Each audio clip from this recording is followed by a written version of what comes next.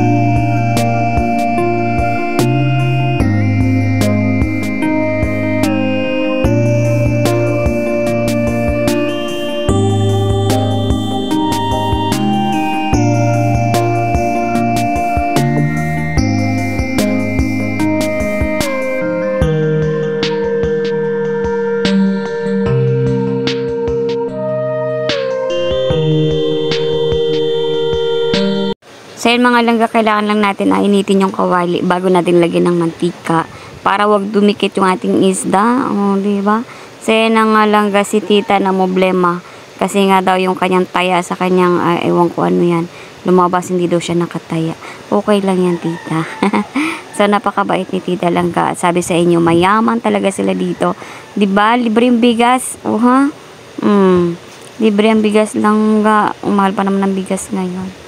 So yan na nga, nilagyan na nga natin ng mantika dahil nga mainit na yung kawali at initin na natin yung mantika Langga. Kasi kailangan mainit yung mantika kasi kung hindi, didikit yung ating fish da.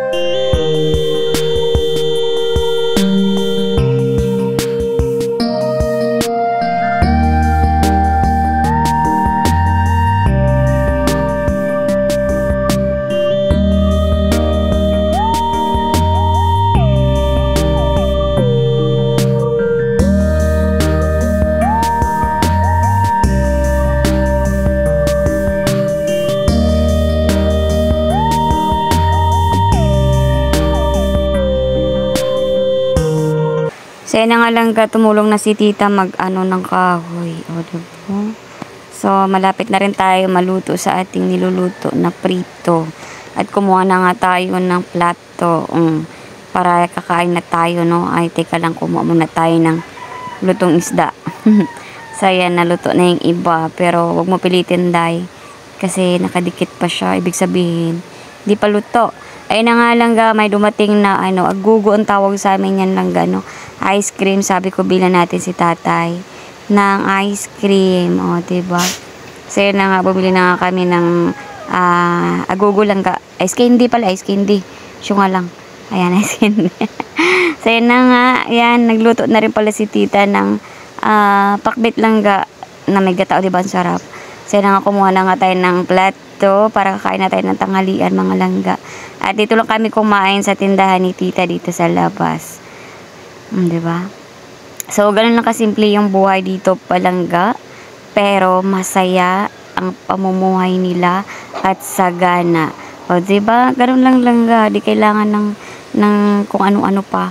Importante, healthy, masaya, at may makain. Ganun lang yun. O, diba?